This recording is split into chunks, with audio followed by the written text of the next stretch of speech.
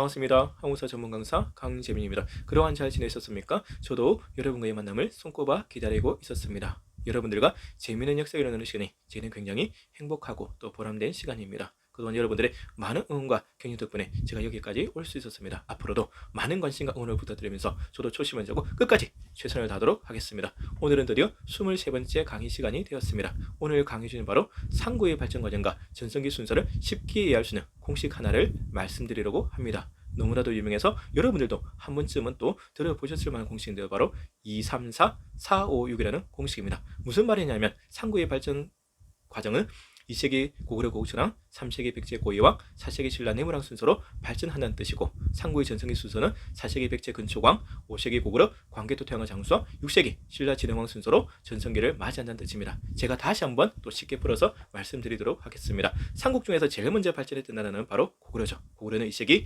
고국천왕 때 부자 상속제를 확립하게 되고, 또 전통적인 오부적 혁명체를 행정적인 오부로 바꾸게 되면서 왕권도 강화시키게 되는 것입니다. 그리고 이때 을파소라는 명제상의 권유로 우리나라 최초의 빈민구를 제도로 할 수 있는 진대법도 실시하게 되는데, 이 진대법은 시험에도 종종 나오니까 여러분들 잘 기억해 두시길 부탁드리겠습니다.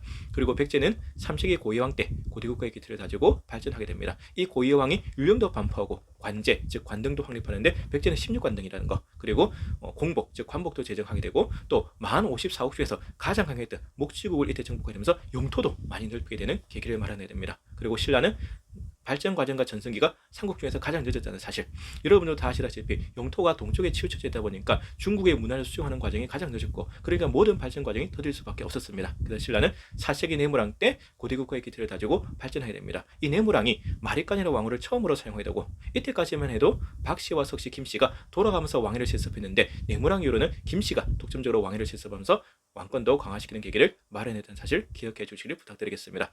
그리고 전성기 순서는 약간 달라요. 아까 발전 과정은 고구려가 제일 빨랐지만 전성기는 백제가 제일 먼저 오게 됩니다. 약간 헷갈릴 수 있기 때문에 잘 기억해 두시고요. 어쨌든가 전성기 순서는 4세기 백제 근초왕, 5세기 고구려 광개토 태양의 장수왕, 6세기 신라 진흥왕 순서로 전성기를 맞이하게 됩니다. 먼저 백제는 4세기 근초왕 때 최전성기를 맞이하게 되는 것이죠. 우리가 근초왕 편에서 이미 살펴봤다시피 이 근초왕은 서기 371년 그 유명한 평해선 전투에서 고구려의 고구관을 죽이고 황해로 지방까지 진출해야 되는 것이고, 또 대외적으로는 중국의 요서 지방과 일본의 규슈 지방까지 진출해야 되면서 강력한 해상 왕국을 건설해야 됩니다. 그리고 아직기를 일본에 보내서 한자를 전해준다든가, 또 왕인 박사를 통해서 천자문과 논어로 대표되는 유교 문화를 일본에 전해주기도 하는 것이죠. 그리고 고구려는 5세기 광개토 태왕과 장수왕 때 최전성기를 맞이하게 됩니다. 광개토 태왕은 다 아시다시피 우리 민족 최고의 정복군주로서 광활한 영토를 확보했고, 그 아들 장수왕은 서기 427년 수도를 평양으로 천도하게 되고, 뒤이어서 475년에는 백제의 수도 한성을 공격하고 한강유역 전체를 확보하게 되면서 고구려의 최전성기를 완성하게 되는 것입니다. 신라는 전성기를 가장 늦게 됩니다. 바로 6세기 진흥왕 때 전성기를 맞이하게 되는데요. 진흥왕은 화랑들은 조직을 국가적인 조직으로 정비하게 되고, 또 한강유를 확보하고 한경도 지방까지 진출하게 됩니다. 그리고 자신이 확보한 영토에다가 그 유명한 진흥왕 순수비를 세우게 되는데, 이 진흥왕 순수비는 시험에 자주 나오니까 잘 기억해 두시길 부탁드리겠습니다. 그리고 서기 562년에는 장군 이사부를 시켜서 마지막까지 남아있던 가야, 그 유명한 대가야를 복속시키면서 가야를 역사 속에서 완전히 지워버리게 됩니다. 지금까지 우리는 2, 3, 4, 4, 5, 6이라는 공식을 통해서 상구의 발전 과정과 전성기 순서를 간단하게 살펴보았는데, 굉장히 헷갈리기 좋고 어려운 부분이다. 그래서 한국사 4대 문드림이라고 흔히들 하시거든요. 그래서 여러분들이 너무 어렵다 보니까 왕도 많죠, 나라도 많죠, 사건도 많습니다. 굉장히 헷갈리죠. 그러다 보니까 닥치고 무조건 외우시는 분들이 많습니다. 하지만 그렇게 해서는 결코 해결될 수 있는 부분이 아닙니다. 여러분, 무조건 외우지 마시고 전체적인 흐름을 쫓아가면서 머리로 이해하는 과정이 필요합니다. 사건과 사건을 연결시키면서 전체적인 흐름을 쫓아가면서 머리로 이해하는 과정이 필요하다는 말씀을 거듭해서 드립니다. 그리고 그러한 과정 속에서 지금 제가 말씀드린 2, 3, 4, 4, 5이라는 공식이 큰 도움이 될 수 있으니까 잘 기억해 두시길 부탁드리겠습니다.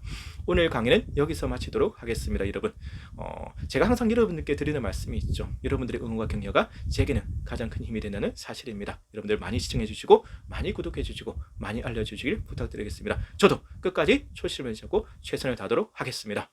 항상 건강하시고 행복하십시오. 지금까지 항우사 전문 강사 강재민이었습니다. 감사합니다.